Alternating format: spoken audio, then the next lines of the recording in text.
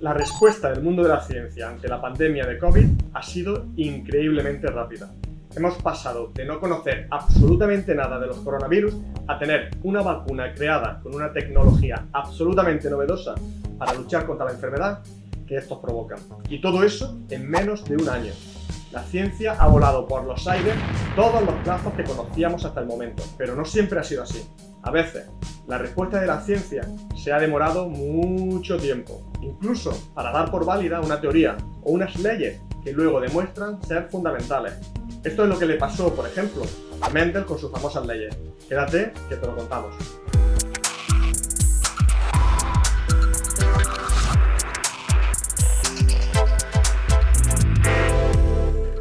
Como decía, la ciencia tardó bastante tiempo en darle validez a las leyes que estableció el monje y biólogo austriaco Gregor Mendel. Para ser exactos, tuvieron que pasar 34 años desde que estas fueron establecidas hasta que en el año 1900 3 científicos europeos, de manera absolutamente independiente, llegaran a las mismas conclusiones. ¿Pero qué son las leyes de Mendel y por qué son tan interesantes? Bueno, vamos a empezar por conocer un poquito a su descubridor, el bueno de Mendel. Como decíamos, Mendel fue un monje agustino que nació en lo que hoy sería la República Checa, en la primera mitad del siglo XIX. Él provenía de una familia humilde, así que, aunque su verdadera vocación siempre fue la ciencia, como decimos, se vio obligado a entrar como fraile en un convento de Breno y ser ordenado sacerdote a la edad de 25 años. Allí, en el convento, encontró el ambiente propicio que le permitió seguir alimentando su curiosidad científica y pronto empezó a desarrollar su trabajo de investigación. Y pudo hacerlo no solo porque el entorno era el adecuado, sino también porque tenía acceso a cierto material científico, a una gran colección botánica y a una extensa biblioteca. Si no hubiera entrado en la Orden de San Agustín, seguramente nunca hubiera podido dedicarse a la investigación. Pero entró. Y lo primero que hizo fue trabajar con modelos animales, como abejas o ratones, pero pronto se dio cuenta de que iba a ser mucho más práctico pasarse a trabajar con plantas.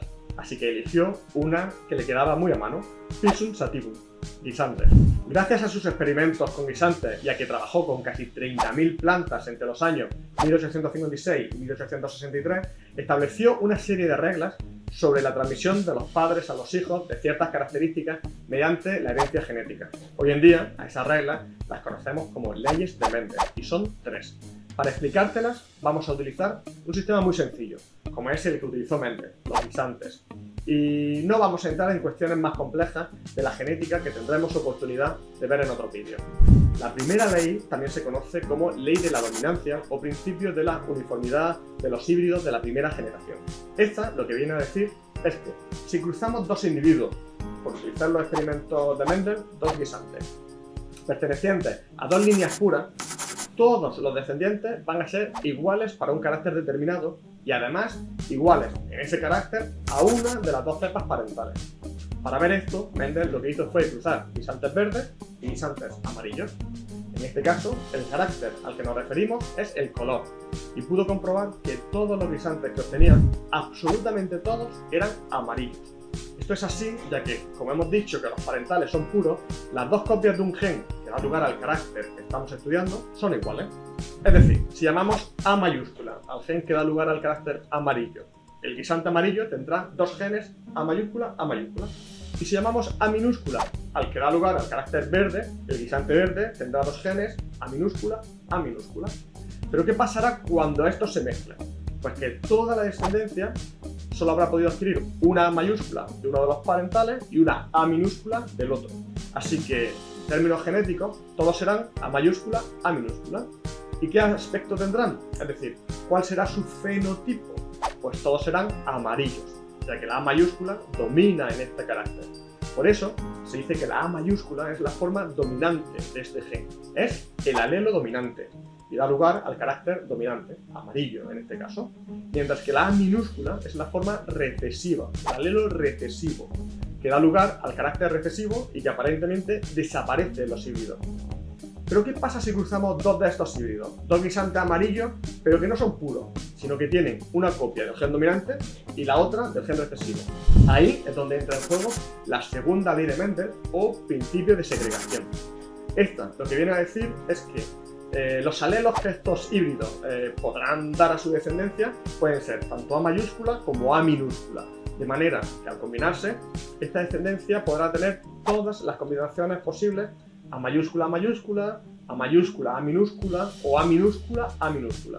Para ser exactos, lo que Mendel obtuvo es que de cada 4 guisantes resultantes, 3 eran amarillos y 1 era verde. ¿Y qué pasa si en vez de analizar un solo carácter, el color, estudiamos 2 caracteres a la vez? Mendel lo hizo con el color y con la piel de los guisantes, que podía ser lisa o rugosa. Y lo que observó es que los 2 caracteres se heredaban de manera independiente. Si llamamos L mayúscula al alelo dominante que da lugar al carácter de piel lisa y L minúscula al alelo recesivo que da lugar al carácter piel rugosa, lo que tendremos al cruzar 2 guisantes puros homocigotos para estos 2 caracteres será una descendencia homogénea A mayúscula, A minúscula, L mayúscula, L minúscula. Y si estas volvemos a cruzarlas entre sí, tendremos una descendencia tal como predice este cuadro de Punnett. Es decir, de 16 guisantes resultantes, 9 serán amarillos y lisos, 3 serán verdes y lisos, otros 3 amarillos y rugosos y 1 verde y rugoso. En realidad, las cosas no son tan sencillas.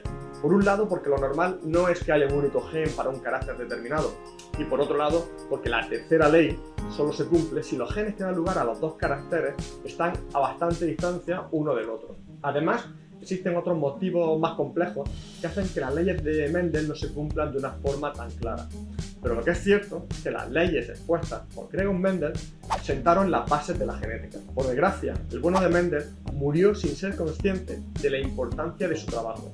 Como decíamos al principio, tuvieron que pasar más de 30 años para que fueran tenidos en cuenta. Esto es lo que en ciencia se conoce como bella durmiente.